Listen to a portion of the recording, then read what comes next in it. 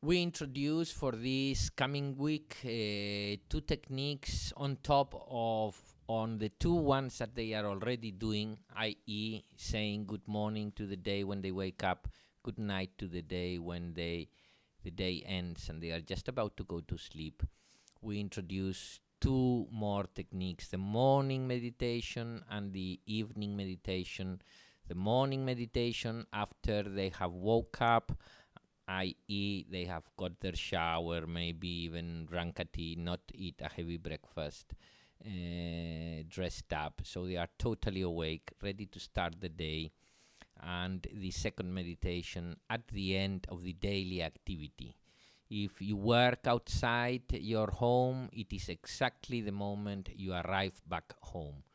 If you work on home, it's more difficult to say where, but it's that point just before dinner, perhaps, when the activity of the day, of that particular day, has ended.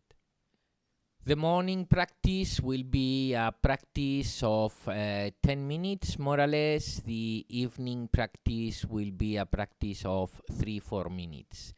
One of the main targets of starting this way, starting little by little, is that you really want your people to get acquainted with the discipline and the practice of sitting down in the morning, sitting down in the evening.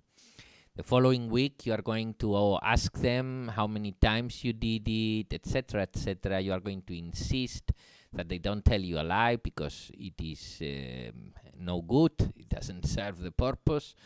And we want the people to get into this situation by which they will, in fact, meditate.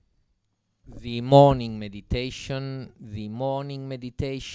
is it has two parts, and it's something that it is a kind of introduction also to the Guru Shakti practice in a very subtle way.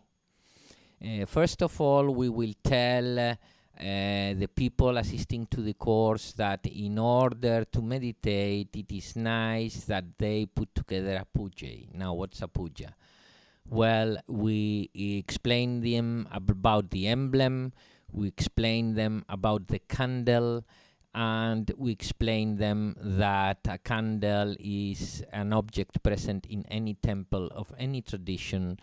It's even a symbol of unity, and now with the Olympic Games, we have the Olympic candle going all around the world also. So we tell them to just put a place with a candle, maybe some water, which also represent the main constituent of this planet Earth, and it also represents, like in baptism, a cleaning force. And what we want to do really through this path of unfoldment is to clean all this dirt and dross of all this long journey, so that we can see through the wind shields that what is. This candle represents this consciousness that is unfolding, but it represents also the light of any ideal that the public assisting there may have. Any ideal means Jesus Christ, the Holy Spirit, Buddha, and etc. You name it. So they sit down in silence, they close their eyes, they put their attention very lightly in how the air enters and goes out from their nostrils while they breathe.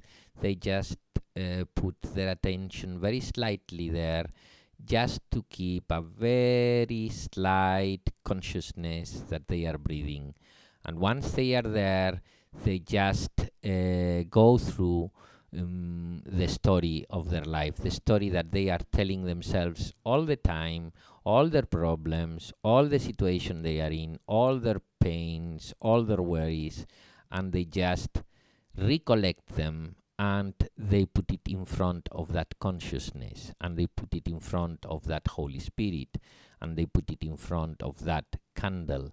with their eyes closed mentally, with their imagination, and they just put it there and, say, okay, I need to resolve this in these circumstances I am, and this day is the day I'm going to live, and in this day I am going to put this story of this life to this day. Please, consciousness, tell me what's my way out. How can I get out of this one?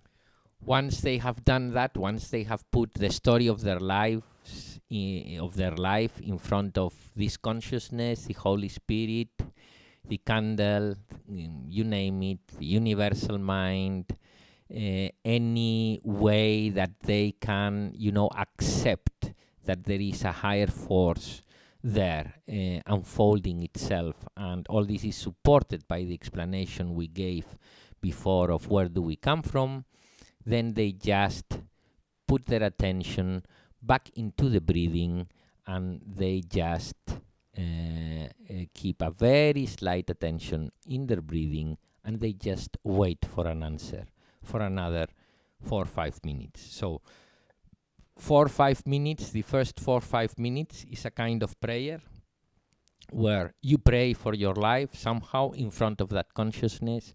And the second part of this technique is just a meditation technique. It's more like a dhyana pratyahara technique. They put their attention in the breathing. They just wait for an answer. They want an answer, that consciousness answers, that personal God, in fact, gives them an answer to their lives so that they can resolve it. The second meditation, when the daily activity has ended, when they arrive, just at the very moment they arrive back home, if they work outside. If not, we can speak on the phone about that one, but that's a difficult one. People tend not to do the second meditation. It's just a dhyana pratyahara type technique. It's just sit down with your eyes closed. Just put your attention in your breathing, in how the air enters through your nostrils, and keep a very slight consciousness that you are breathing by keeping your attention in how the earth enters and is expelled through the nostrils. And you just review your day, your activity day, and just say thank you for everything that it has brought, because it has grace itself, has put you there to resolve yourself. And although you may think it has been a terrible day, for sure there has been places where you are learning, you are unfolding, you are finding out things about yourself. And you will see that people find out many things about themselves